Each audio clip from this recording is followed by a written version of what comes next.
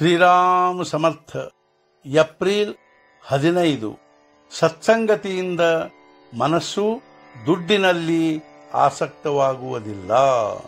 ಸತ್ಪುರುಷರಲ್ಲಿ ಪ್ರಚಂಡ ಸಾಮರ್ಥ್ಯವಿರುತ್ತದೆ. ಅವರು ಮಾತನಾಡಿದ್ದು ನಿಜವಾಗುತ್ತದೆ. ಇದಕ್ಕೆ ವಾಚಾಸಿದ್ಧಿ ಎಂದು ಕರೆಯುತ್ತಾರೆ. ಈ ಸಿದ್ಧಿಯ ಉಪಯೋಗವನ್ನು ನಾವು ಕೂಡ ಮಾಡಿಕೊಳ್ಳಲು ಬರುತ್ತದೆ. ಆದರೆ ಭಗವತ್ ಸೇವೆ ಮಾಡಿ ಸಂಬಳ ತೆಗೆದುಕೊಂಡಂತೆ ಆಗುತ್ತದೆ. ಕಾಮಧೇನುವಿನ ಮೇಲೆ ಭಾರ ಹೇರುವುದು ಉಚಿತವಲ್ಲವೆಂದು ತಿಳಿದು ದಾರಿಯಲ್ಲಿ ಬರುವ ಕತ್ತೆಯನ್ನು ಕೊಂಡುಕೊಂಡು ಕಾಮಧೇನುವನ್ನು ಕೊಟ್ಟಂತೆ ಆಗುತ್ತದೆ. ಯಾವ ಸುಖವು ಚಿರಕಾಲ ಉಳಿಯುವುದಿಲ್ಲವೋ ಅದನ್ನು ತೆಗೆದುಕೊಂಡು ಏನು ಮಾಡುವುದು? ದೇಹವನ್ನು ಕಷ್ಟಕ್ಕೀಡು ಮಾಡಿ ಸ್ವರ್ಗ ಸುಖ ಪಡೆದುಕೊಂಡೆವು. ಆದರೆ ಕಾಲಾಂತರದಲ್ಲಿ ಅದು ಕೂಡ ನಾಶವಾಗುವಂತಹದೇ. ಅಂದ ಮೇಲೆ ಅದನ್ನು ತೆಗೆದುಕೊಂಡು ಏನು ಮಾಡುವುದು? ದುಡ್ಡಿನಂಥ ಜಡವಸ್ತುವಿನಲ್ಲಿ ನಮ್ಮ ಮನಸ್ಸು ಎಷ್ಟು ಅಂಟಿಕೊಂಡಿರುತ್ತದೆ. ದುಡ್ಡು ಭೂತದಂತೆ ಇರುತ್ತದೆ.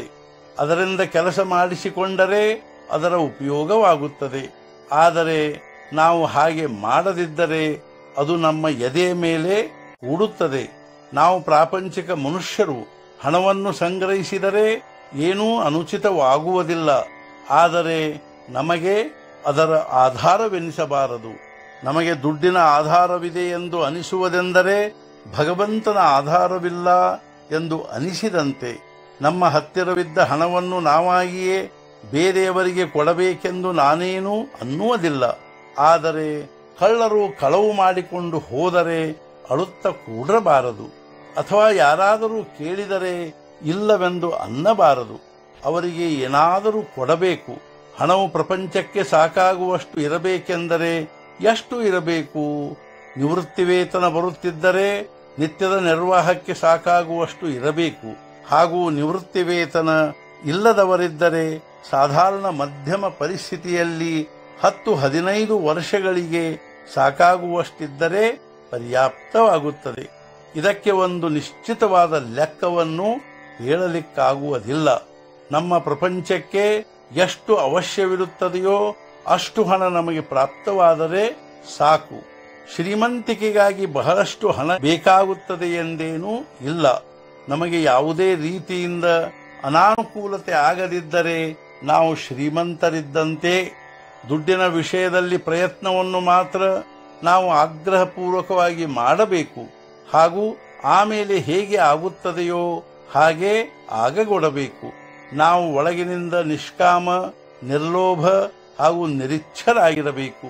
ಎರಡನೆಯವರ ದ್ರವ್ಯವು ನಮಗೆ ಪ್ರಾಪ್ತವಾಗಬೇಕೆಂಬ ಬುದ್ಧಿಯುಳ್ಳವರು ಆಗಬಾರದು. ಯಾರ ಹತ್ತಿರ ಬಹಳಷ್ಟು ಹಣ ಇರುತ್ತದೆಯೋ ಅವನಿಗೆ ಶ್ರೀಮಂತ ಅಥವಾ ಸಾಹುಕಾರ ಎಂದು ಅನ್ನಬಹುದು. ಯಾರ ಹತ್ತಿರ ವಿದ್ವತ್ತು ಇರುತ್ತದೆಯೋ ಅವರಿಗೆ ವಿದ್ವಾಂಸರೆಂದು ಅನ್ನಬಹುದು. ಯಾರ ಹತ್ತಿರ ಭೂಮಿ ಇರುತ್ತದೆಯೋ ಅವರಿಗೆ ಭೂವಡೆಯ ಅನ್ನಬಹುದು. ಆದರೆ ಇವರಲ್ಲಿ ಯಾರಿಗೂ ದೊಡ್ಡವರೆಂದು ಹೇಳಲಿಕ್ಕಾಗುವುದಿಲ್ಲ. ಸಾಹುಕಾರನು ಜಿಪುಣನಿರಬಹುದು, ವಿದ್ವಾನನು ಗರ್ವಿಷ್ಠನಿರಬಹುದು. ಅದೇ ರೀತಿ ಭೂವಡೆಯನು ಇಂಥದೇ ಏನಾದರೊಂದು ದುರ್ಗುಣದಿಂದ ಕೂಡಿಕೊಂಡಿರಬಹುದು. ಯಾವ ಮನುಷ್ಯನ ಹತ್ತಿರ ಎಲ್ಲ ಗುಣಗಳು ಒತ್ತಟ್ಟಿಗೆ ಇರುತ್ತವೆಯೋ ಅವನೇ ನಿಜವಾದ ದೊಡ್ಡ ಮನುಷ್ಯನು. ಎಲ್ಲ ಗುಣಗಳು ಕೇವಲ ಒಬ್ಬ ಭಗವಂತನ ಹತ್ತಿರವೇ ಇರಲು ಶಕ್ಯ. ಆದ್ದರಿಂದ ಯಾರು ಅವನನ್ನು ತಮ್ಮವನನ್ನಾಗಿ ಮಾಡಿಕೊಂಡರೋ ಅವರೇ ನಿಜವಾಗಿ ದೊಡ್ಡವರು. ಇಂಥ ಜನರಿಗೆ ಸಂತರೆನ್ನುತ್ತಾರೆ. ನಾವು ಸಂತರವರಾಗಿ ಇರುವುದರಲ್ಲಿಯೇ ನಮ್ಮ ಕಲ್ಯಾಣವಿರುತ್ತದೆ. ಸತ್ಸಂಗತಿಯಿಂದ ಸದ್ವಿಚಾರ ಹಾಗೂ ಸದ್ಭಾವನೆಗಳು ಪ್ರಾಪ್ತವಾಗುತ್ತವೆ. ಯಾರ ವಿಚಾರಗಳು ಉತ್ತಮವೋ ಆ ಮನುಷ್ಯನು ಉತ್ತಮನಾಗಿರುತ್ತಾನೆ. ಹಾಗೂ ಎಲ್ಲಿ ಭಗವಂತನ ಅನುಸಂಧಾನವಿರುತ್ತದೆಯೋ ಅಲ್ಲಿ ಇರುವುದೇ ನಿಜವಾದ ಸತ್ಸಂಗತಿಯಾಗಿರುತ್ತದೆ. ಇಂದಿನ ಮುಖ್ಯ ವಿಚಾರ, ದುಡ್ಡಿನ ಹೆಸರು ಅರ್ಥ, ಆದರೆ ಮಾಡುವುದು ಅನರ್ಥ. ಸದ್ಗುರುನಾಥ ಮಹಾರಾಜ್ ಕಿ ಜೈ. ಜೈ ಜೈ ರಘುವೀರ ಸಮರ್ಥ.